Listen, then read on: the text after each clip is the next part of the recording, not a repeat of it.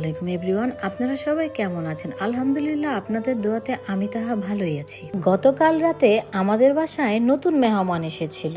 আপনার ভাইয়ার ফ্রেন্ড এবং তার পরিবার এসেছে আমাদের বাসায়। আমাদের সুন্দরী ভাবি এসেছে সাথে। ভাবি কিন্তু অনেক সুন্দর, শুধু কিন্তু সুন্দরী নয়, রূপবতী গুণবতী সব দিকই আছে ভাবি। ভাবি অনেক মিশুক এবং অনেক ভালো, অনেক সুন্দর করে কথা বলে। ভাবির কিন্তু মাশাআল্লাহ দুইটি রত্ন আছে, আমার যেমন দুইটি আছে। ভাবি তো মেয়েটাকে বাসায় রেখে এসেছে, এর জন্য একদিনের বেশি থাকতে পারলো না, ছেলেটাকে নিয়ে এসেছিল সাথে করে। আরেকটা কথা, ভাবি কিন্তু আমার মতো চালাবার, এর জন্য ভাবির সাথে আমার বেশি জমে গেছে। ভাবিও আমার মতো, যখন মনে চায় চায়ের কথা মনে হলেই হয়েছে, চা তখন খেতেই হবে। আমরা সারা রাত আড্ডা দিয়ে সকালবেলা ঘুমিয়েছিলাম, তারপরও আমি 12টার দিকে উঠে গিয়েছি। উঠে গিয়ে তাড়াতাড়ি করে রান্না বসিয়ে দিয়েছি। 3 চুলায় রান্না বসিয়েছি, এর জন্য বেশি সময় লাগেনি। চুলা তো 2টা আছেই, সাথে আমি কারেন্টের চুলাও বের করেছি যাতে দ্রুত রান্না করা যায়। আর ভাবির সাথে এটা আমাদের শেষ ব্লগ না, ভাবির সাথে আমাদের আরো অনেক ব্লগ আসবে, আপনারা দেখতে পারবেন। ভাইয়া ভাবি দুইজনই অনেক ভালো মনের মানুষ।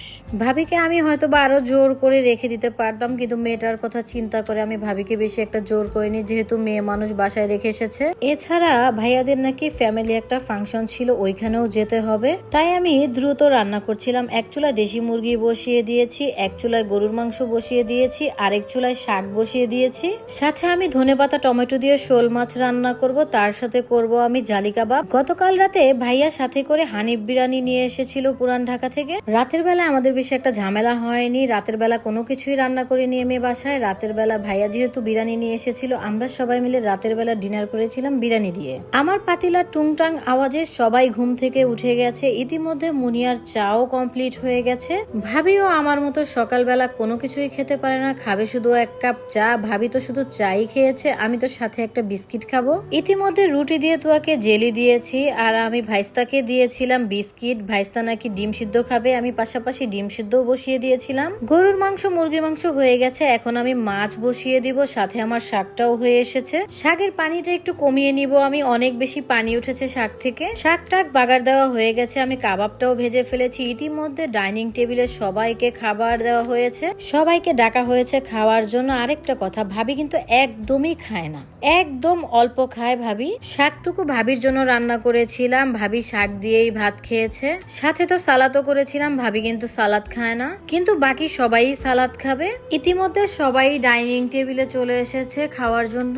আসলে বাসায় কেউ আসলে না অনেক বেশি ভালো লাগে, আমার বাসাটা একদম ভরা ভরা লাগে, আর সবাই একসাথে খেতে তো অনেক মজা লাগে। অনেক দিন সবাই একসাথে এরকম করে খাই না, গল্প গুজব করি না, অনেক দিন পরে একসাথে হয়ে ভীষণ ভালো লেগেছে।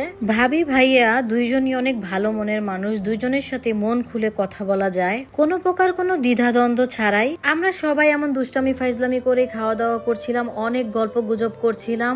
এরই মাঝে তুয়ার বাবা আমাকে খাইয়ে দিচ্ছিল দেখে তুয়া বলে উঠেছে, তোমাদের না বলেছি তোমরা এমন করবা না, তোমাদের দেখলে আমার জলে। তুয়ার কথা আর কি বলবো, পাকনা বুড়ি একটা বাচ্চাও খেতে আসেনি, কিন্তু সবার সাথে বসবে, সবার সাথে গল্প করবে, না হলে নাকি ওর ভালো লাগে না। ডাইনিং টেবিলে তো বাবার সাথে একচোট তার ঝগড়া হয়ে গেছে, আমাকে শুধু খাইয়ে দিয়েছে, শুধু কারণটা এটাই ছিল। দুষ্টামি ফাইজলামি করতে করতে কিভাবে সময়টা যেন পার হয়ে গেল। চলে আসলো বিদায়ের পালা।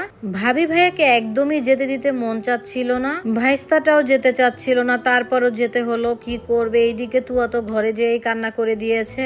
সবগুলো বাচ্চার একদিন পরে এক্সাম পড়েছে, ভাবিরও যেতে মন চাইছিল না, আমিও ভাবিকে যেতে দিতে চাইছিলাম না, কিন্তু বাচ্চাদের কথা চিন্তা করে আর আটকাইনি। আপনারা বেশি বেশি আমার ভাইয়া এবং ভাবির জন্য দোয়া করবেন, তারা যেন সবসময় এভাবে হাসি খুশি এবং ভালোবাসাপূর্ণ থাকে। ভাইয়া আর ভাবিও কিন্তু আমাদের মতো একজন আরেকজনকে ছাড়া বাঁচে না। আজকের ভিডিওটি এই পর্যন্তই, ভালো থাকবেন, সুস্থ থাকবেন।